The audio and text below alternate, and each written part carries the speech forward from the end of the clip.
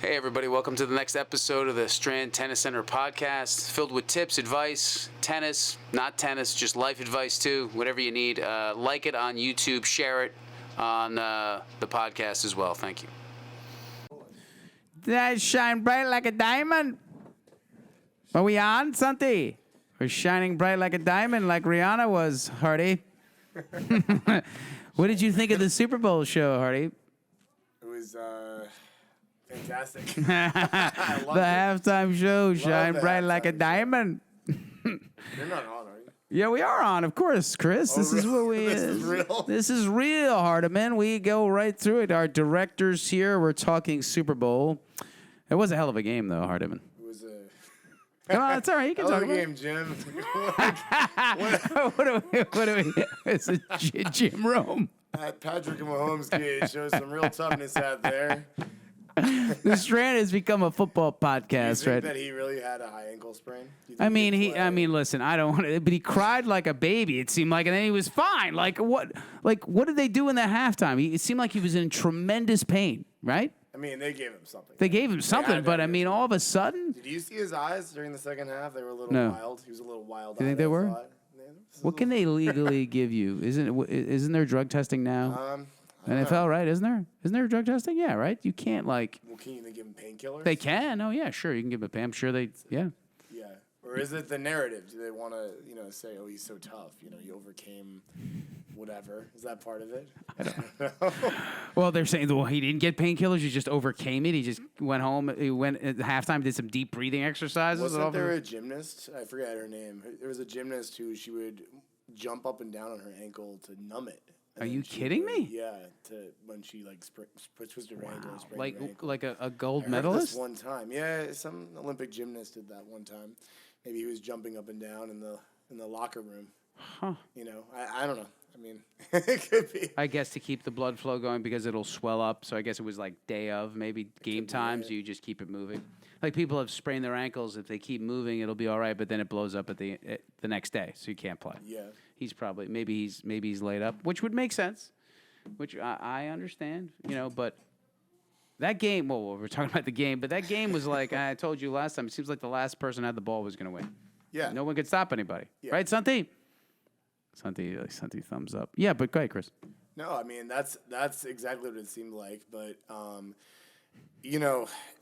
when you watch these games, it's amazing how quickly things can turn. And the craziest play to me was the punt return, right? By Tony. Yeah. That was crazy. I mean, it just seemed like a complete breakdown. Like they didn't stop him at all. What did you think about the penalty, though? That said, that was the whole game. They said. Everyone wants to talk about the penalty. Well, I thought he did hold him. He held him. I don't know. I think that it was a valid call. I think it interfered with the play. I don't think you can argue with it. You can argue with the timing and say, oh, it's not the right time to do it. But it was a penalty.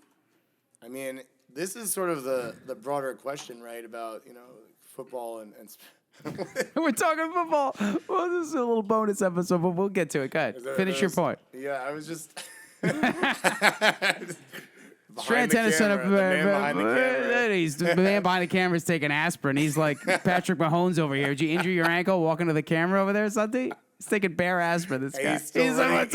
He's still rolling. He's like, keep rolling. You just keep it rolling. Look He's at it. jumping up and down. He's right jumping now. up and You down. guys, I wish you could see this. This is crazy. Santi's incredible. This is crazy. He's sitting there watching the camera with a busted ankle. Good. No, I think that in sports like football, unlike tennis, right, it's a little subjective, right? Like, what is a catch? Well, there's a specific definition of a catch. It's in the eye of the beholder a little bit. It's up to the interpretation. The holding is, again, it's something where it happens all the time. Did it interfere with the play? Again, it's sort of up to the refs. Do they not throw the flag? Do they not throw the flag at the end of the Super Bowl because they don't want to be accused of interfering with the outcome? I think there's an element of that too. Like in the NBA playoffs, you see that somebody should have taken their second technical, and somehow they just have a license to murder somebody on the court, basically, because it's. Whoa, that's good microphone work, Santi. He's got an ankle injury. That's the problem. When you have an ankle injury, you lose the mic, but. That'll bring us up to a point, Chris, as he fixed this. Whoa, as my mic is moving too. This is a big-time set. This is like the Joe Rogan set, isn't it? Joe Rogan, how much did he spend in Austin for his set? Probably $500,000, a couple million, more than that, several million. Look at us. We don't need it.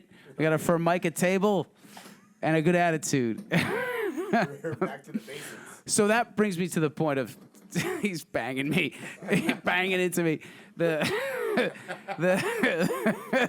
technical aspects of this thing. Do you like, because we're talking about reviews, this is why I want to bring it up to this topic, it's perfect. Yeah. The line calling. Do you like the fact that it's just out of the loop? Intense. The call's line. Yeah, the line is called. It doesn't matter. You don't like the human error, blah, blah, blah. What do you think about it?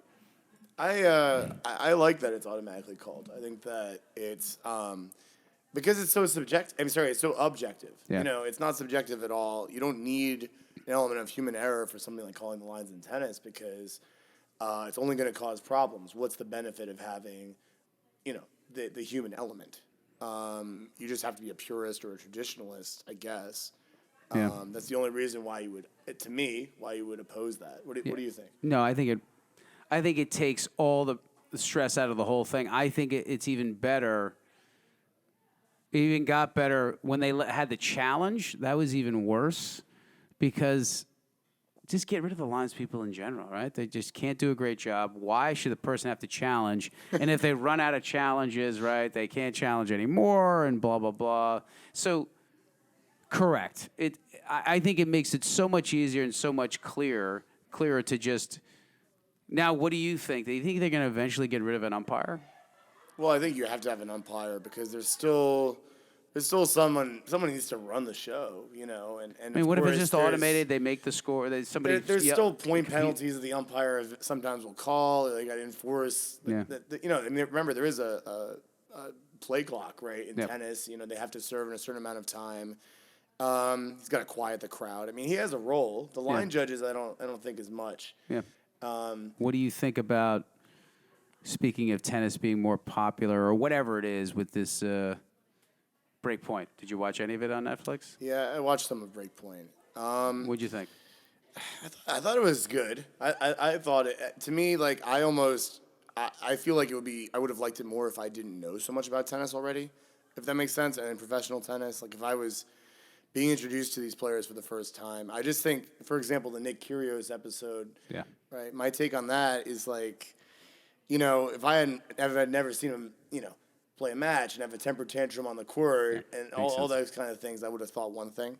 Yeah. You know, from watching that, but I was kind of watching and I'm like, well, you know, I kind of know this guy's deal. I learned more by watching him have that temper tantrum than watching the whole episode. I think, like you were saying, I think they're trying to get people into the sport more. So they're like saying, you know, there's 2 sets. There's, you know, it's six games to win a set. Like, it's very, very... it's very dumbed down for people that don't know about tennis, which is fine, but I guess you're right. If I didn't know anything about tennis, it wouldn't bother me at all. Mm-hmm. To me, maybe that's why I love Formula One, because it's the same producers, right? Because I don't know a ton about Formula One. But to me, the show gets better based on the people, like Berrettini and those people. They're just like Nick Kyrgios is just not a humble guy, and he's just not, like, he doesn't feel very authentic. The more authentic the person is, the more you get into their mindset, and that's what's good about tennis, because it's more of a strategic thing. Formula One's fun because it's so who knows what's going to happen, right? It's so fast-paced. Tennis is much more cerebral. So you've got to like the subject that you're talking about, the person, how they're taking things in, like the relationship with him and his girlfriend at the time. All those things have got to be interesting because the game is all in the head, right? It's not like Fast and Furious and blah, blah, blah, an accident can happen and all this stuff. You've got to like the person that they're doing the subject. Like they always said, a documentary is all about the subject matter. If the subject matter is not interesting, doesn't matter how great the filming is and all that. I think... And the Nadal part, I thought that was great at the French Open. If you saw that one, I don't know. Like, the little intimidation that Nadal creates when he's sitting there waiting, waits, puts his bag right in the center, he's jogging right in front of you and sprinting past you. Like, I mean, fucking Casper Ruud's probably just like, he was done. Like, even before he walked out, he's like, this guy is just shuffling right, and he's like, I hope, you know, that is a great thing to see.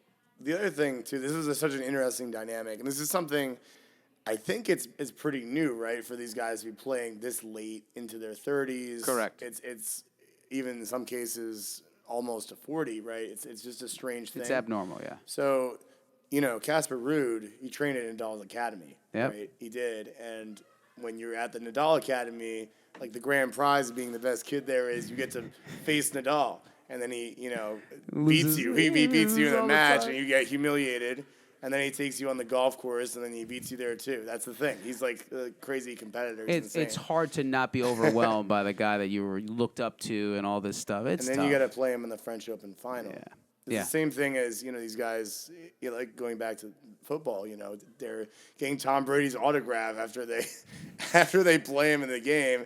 It's just kind of odd that these guys are at this at that age, and then there's kids who are 18, 19, 20, or they're playing him. That's a good point because tennis players usually didn't last that long. You don't have your hero. You're not playing against your hero. It doesn't really happen. Quarterbacks sometimes, right? They can last long. They can play to 38, 39, and if you're 19. Sure. But I don't know. I think that was the only thing I wanted to discuss. I wanted to ask you those two questions about lines. What do you think about the show? What do you think about, tennis in general? My other thing is tennis and pickleball. Like, what do you think? Do you think pickleball is going to have a wave and it's going to die down? Or is it going to be like, where LeBron is owning a team and Brady owns a team and they're like $1 million these teams? Are they going to be billion-dollar franchises or no? Well, I don't think so, and here's why. For me, I like pickleball. I do like it. I think it's a great social activity. That's my take on it. I think it's great. You can take somebody out there who's never played it before and teach them, and you can play with them. And once you've played it for a while, you can go play with your friends. You can join a group. You can play routinely, and that's sort of how it's been working. I think that's great. But do I see there being a high school pickleball team, a Division I pickleball team, a professional pickleball team? I understand that there is a championship. I mean, it exists. There's a championship of spike ball too. You know what I mean? I guess. Yeah, there is. In Tennessee. Yeah. Chris would know this. But I don't see pickleball going that way. So for me, when you have LeBron and you have Tom Brady sort of betting on that success, I don't know. I don't really see it going that way. What do you think? Well, these were my takes. This is my only observation. I think pickleball is a great participation sport. I don't think it's a huge spectator sport. And I could be totally wrong. I think we talked about this before. But the key to watching something on TV is you're watching something that you can't necessarily do, right? So an athlete does something unbelievable, and you're so impressed by it, and it makes you want to watch these incredible athletes do these things. So my perfect example is Sam Querrey is retiring. He's trying to play pickleball, right? So Sam Querrey is a top 10 player. I couldn't do what he did. But the whole key to pickleball is it neutralizes all of these incredible assets these people have. So Sam Querrey can't hit it 120 mile an hour serve. He can't rock he's got to dink it like everybody else. He can't do any of those athletic things that you see him do. So when I watch it, it's not interesting because everyone can do this sport. And on the highest level, you can compete with Sam Querrey because the game itself neutralizes his ability to do something. So I don't know. Is it going to be like them giving Serena several $1 million to go play, and it's just a fun thing to go watch, and people will buy a ticket because she's already a celebrity? I don't know. But that's my problem. I could be totally wrong. I could be completely wrong in saying, listen, people just like to watch Ben Johns, who's number one in the world, and these people, even though he was a tennis player, and I don't find it exciting to watch the point. But good. I think you're right. That's a great point. But I don't think it's a bad thing. In other words, I think that the whole positive of it is that, like you said, it neutralizes things, and it makes it possible for people to play. Yeah. So what makes it great is what makes it not necessarily a good spectator sport. You know what I mean? Okay. What makes it a great game in that sense. Do you think? Can you see Arthur Ashe Stadium being sold out with a pickleball final? I can't see it. I mean, I just can't see that. I could be the biggest idiot in the world. I just can't see it. It's not fast enough. The game doesn't seem like when you watch two tennis players rocket balls, like it's very different than watching the pickleball. Especially live too. I mean, Yeah. it's crazy the speed of the tennis ball, you know. And if you go to the U.S. Open, you go to Arthur Ashe, and you hear the sound of the ball hitting the racket. It's insane. I mean, it's so loud. It shows you. It inspires that awe that you get when you see, professional athletes in general. Like you see, when you see a baseball pitch at 100 miles an hour in person, you're kind of like, wow. It's crazy. Yeah, I mean, I don't know if these tennis players are going to take it seriously as well. Who knows if they're going to? I don't know if they're going to, be condescending towards it. You know what I mean? They're like, oh, it's pickleball. We're going to make some money. Like, I have trouble seeing, like, Query taking it seriously or Isner taking it seriously. And that's going to be – you can't be condescending out there either. I just have that feeling. But – yeah. I could be way off. I don't know. I don't know.